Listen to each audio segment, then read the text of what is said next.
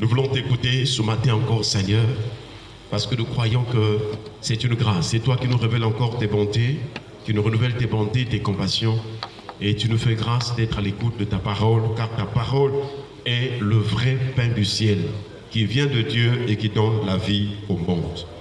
Laisse que toute la gloire, Seigneur, revienne à toi seul, toi qui es le Dieu vivant. Au nom de Jésus-Christ, nous disons Amen. Amen. Amen. Amen. Voilà. En tout cas, nous sommes toujours sur des sous-thèmes. Nous sommes partis donc de 1 Samuel chapitre 15. Et présentement, nous sommes au verset 5. Et nous avons vu dans ce texte-là que Saoul marcha jusqu'à la ville d'Amalek et mit une embuscade dans la vallée. À partir de ce texte, Dieu nous parle de différents types de marches dans notre relation avec Dieu.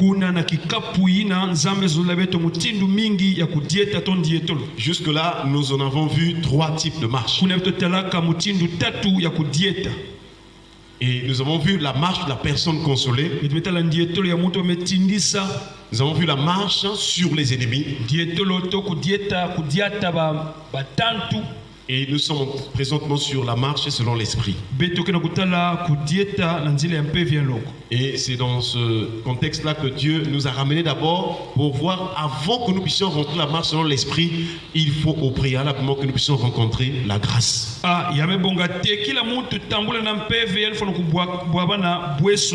Et nous en avons vraiment parlé suffisamment sur la personne de Ruth. Ensuite, le Seigneur nous a conduits donc dans l'épître de Paul aux Corinthiens. À partir de 1 Corinthiens chapitre 1, le verset 19.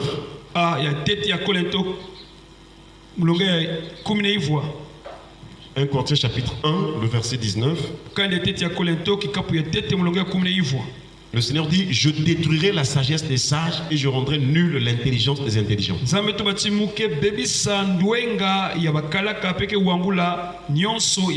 Et nous avons compris que avant que Jésus ne vienne, les nations étaient déjà influencées par un système, un courant des pensées qu'on appelle le monde.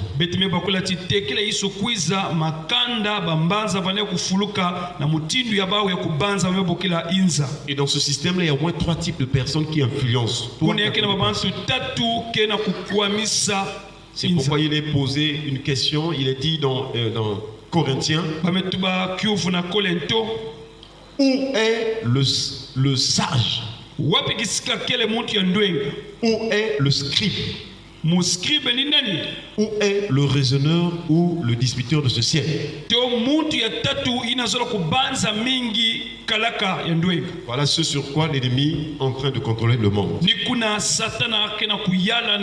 Mais nous comprenons que la parole de Dieu, la folie de la prédication est venue pour détruire toute cette sagesse humaine. Afin que personne ne se glorifie en lui-même, que tous nous puissions nous glorifier dans le Seigneur. Est-ce qu'on peut acclamer le Seigneur? Parce que dans cette sagesse humaine, il y a de l'orgueil, il y a séparation, les riches d'un côté, les pauvres de l'autre. Et vraiment c'est compliqué au milieu de la société. Mais Dieu nous a apporté l'évangile afin que par lui nous apprenions à nous aimer les uns les autres. Quand Dieu nous a aimés. Et c'est pourquoi un peu plus loin dans Corinthiens, toujours le chapitre 1, Dieu dit dans sa parole qu'il prend les choses folles du monde pour confondre les sages. Il prend les choses faibles pour confondre les fortes. Et Dieu nous a ramené encore au début du premier chapitre là. 1 Corinthiens chapitre 1 verset 1. Il est écrit, Paul appelé à être apôtre de Jésus-Christ par la volonté de Dieu, et le frère Sostène. C'est ce texte que nous avons vu dimanche. Là où on présente Paul, c'est la personne de Paul. Et ce Paul-là, avant qu'il ne vienne Paul, il s'appelait d'abord Saul de Tarse. Et jusqu'à ce qu'il s'est converti, alors Dieu lui a donné le nom de Saul. Même en termes de nom, nous voyons que Saul veut dire grand. C'est lui qui est orgueilleux.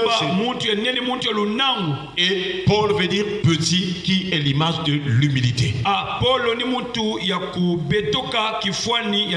Voilà pourquoi malgré tout ce qu'il avait comme privilège de la part des principaux sacrificateurs, lorsqu'il a rencontré la lumière sur le chemin de Damas, il est tombé. Est-ce qu'on peut acclamer le Seigneur? Si tu veux que Dieu marche avec toi, si tu veux que Dieu rentre dans ta maison, tu dois accepter de descendre. Tu dois accepter de t'humilier. Tu dois accepter de faire comme Zachée. Il était sur un sycomore. Et quand il a rencontré Jésus, Jésus lui a dit: hâte-toi de descendre.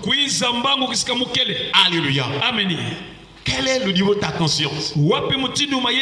Comment conçois-tu les choses de Dieu? Quels sont les raisonnements que tu as en toi? Toutes ces choses doivent descendre afin que tu t'attendes à recevoir et à vivre selon la pensée de Christ. Car celui qui vit selon la pensée de Christ, il n'est plus un homme animal ou naturel, mais c'est un homme spirituel. Paul dit: Paul, moi Paul, appelé à être. Il fait mention de la peine.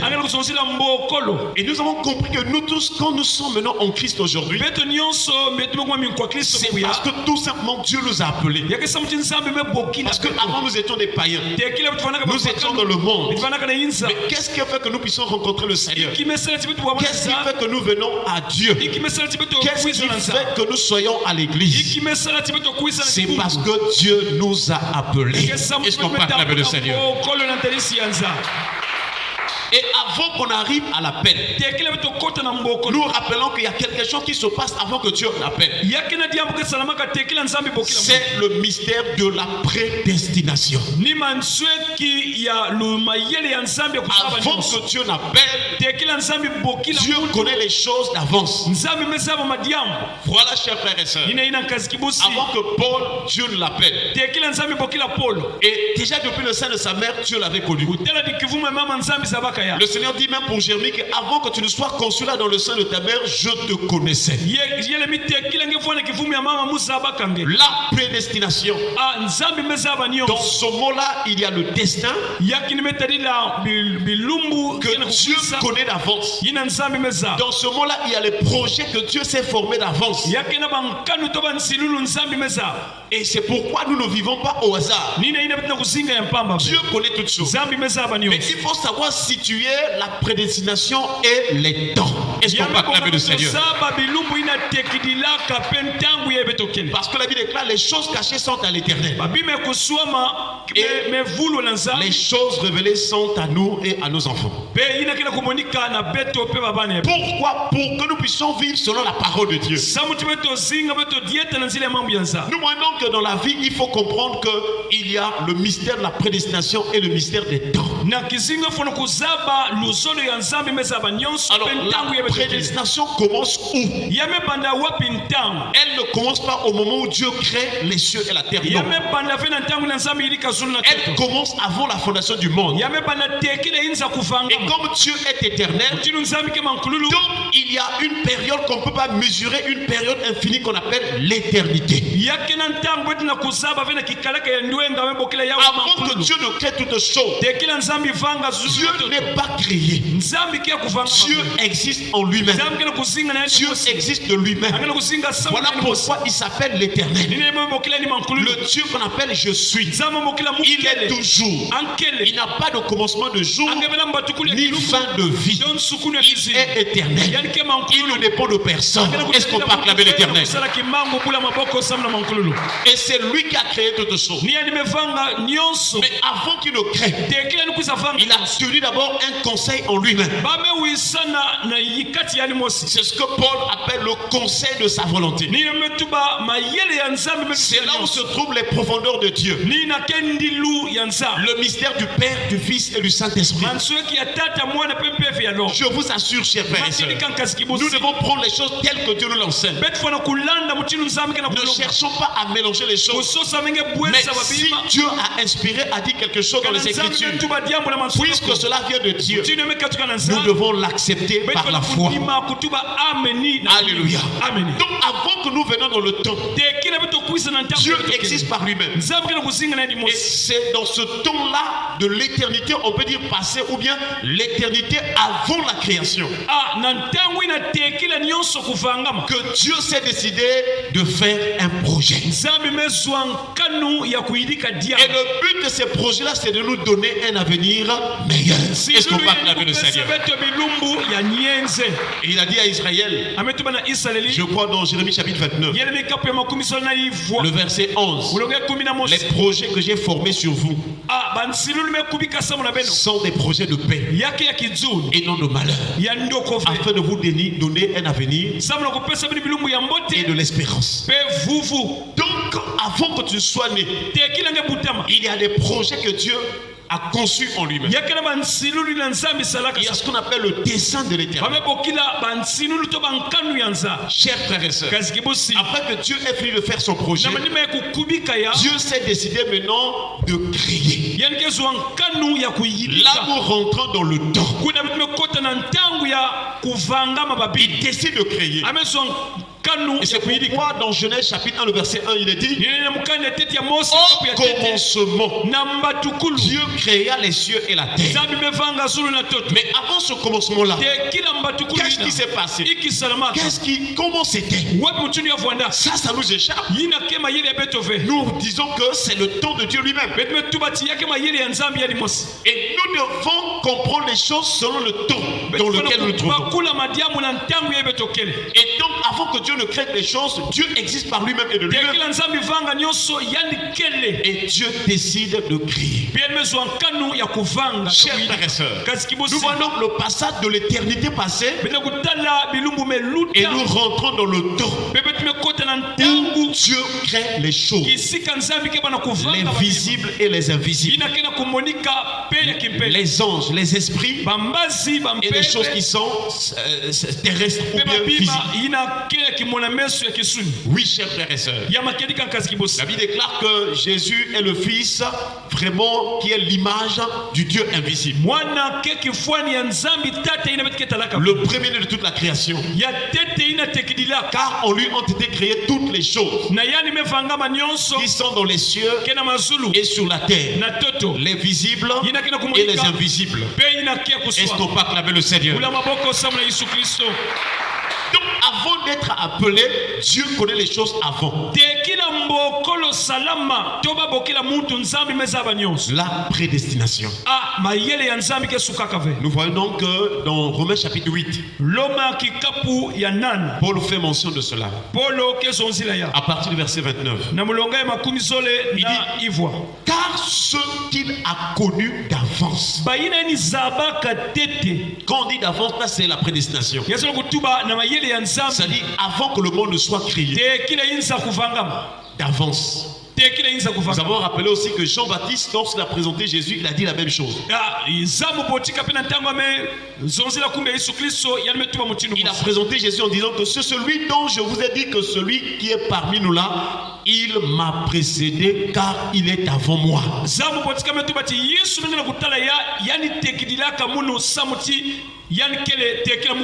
Car ceux qu'il a connus d'avance, il les a aussi prédestinés.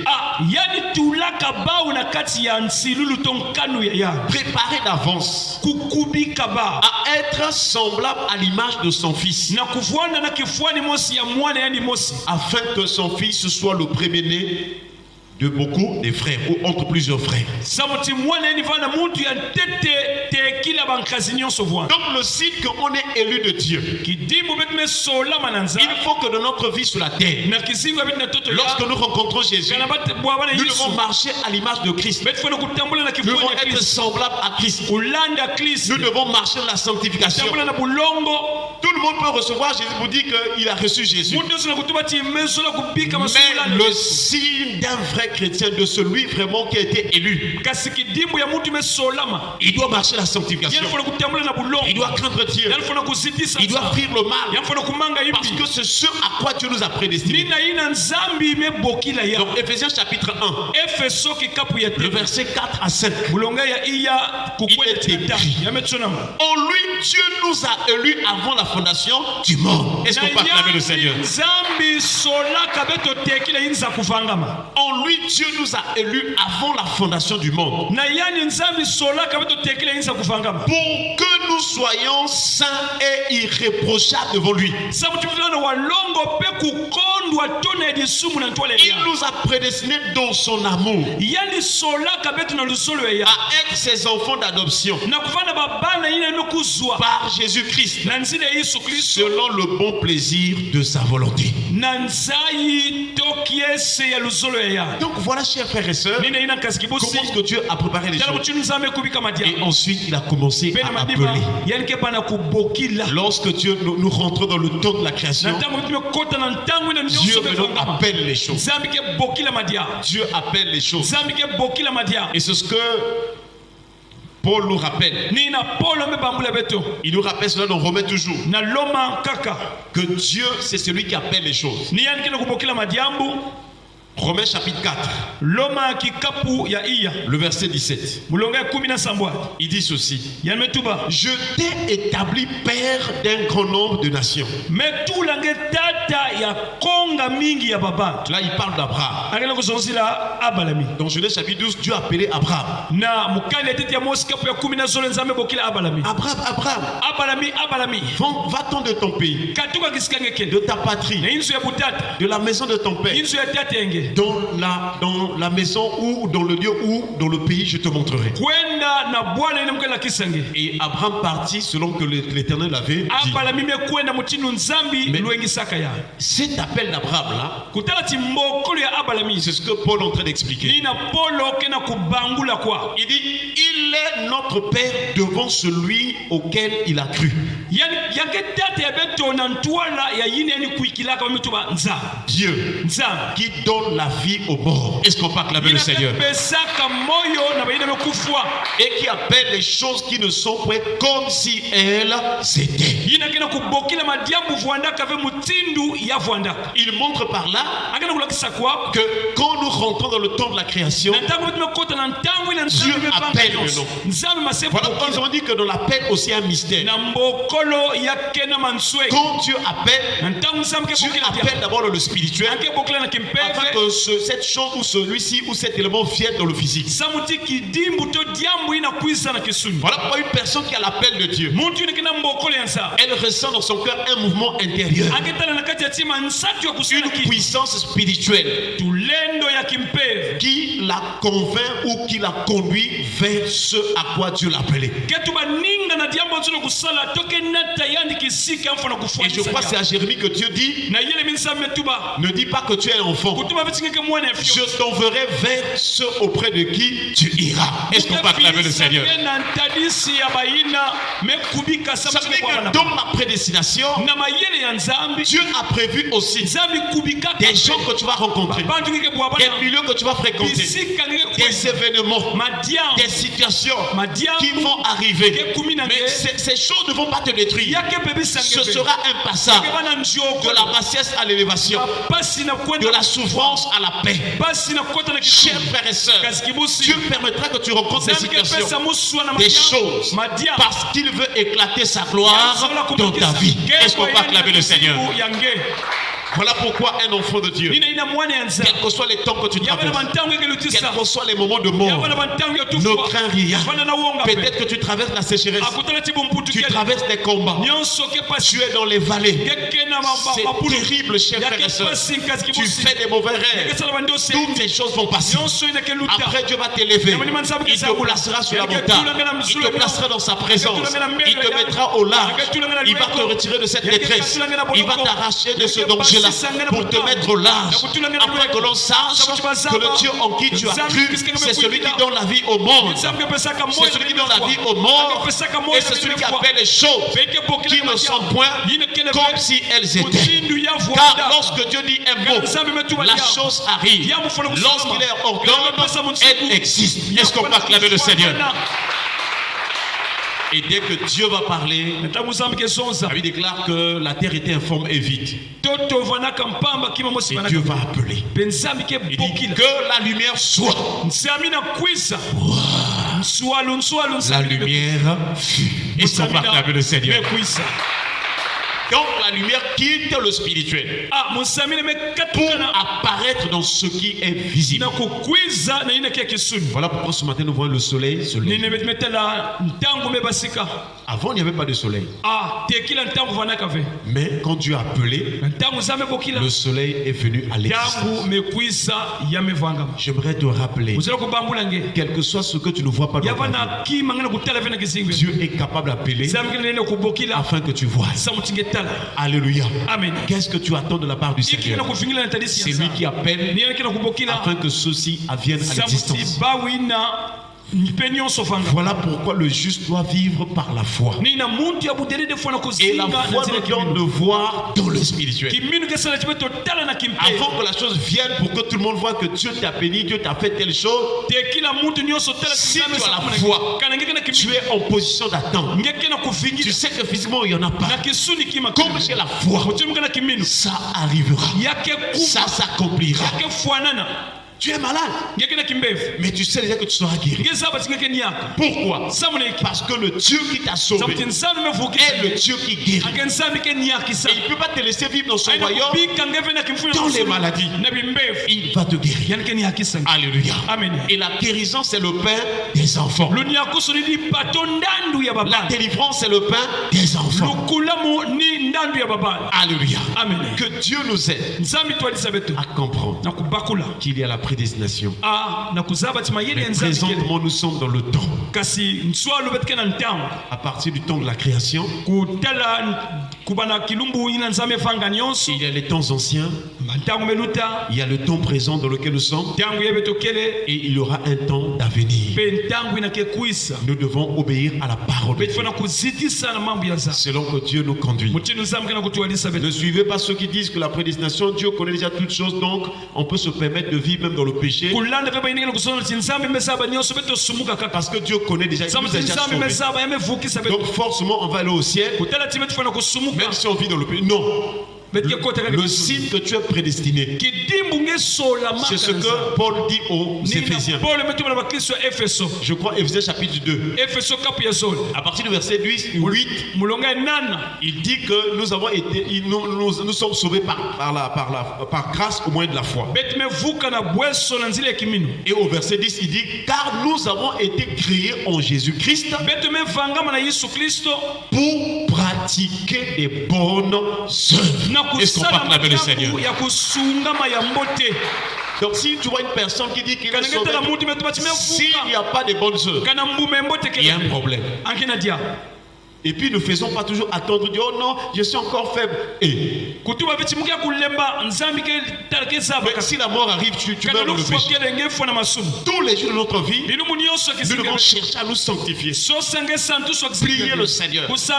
Parce que toute chose est sanctifiée par la parole et par la prière. Ne fais pas attendre Dieu. Attention. ne sois pas aussi persévérant dans le péché. Sinon il va te rejeter. Que Dieu nous aide à comprendre ces choses et à vivre selon la parole. Dieu nous a connus d'avance. Il nous a prédestinés à être semblables à l'image de son Fils. Que Dieu bénisse sa parole. Baissons les têtes dans la prière. Nous remercions le Seigneur pour sa parole. Élevons-nous en priant le Seigneur au nom de Jésus.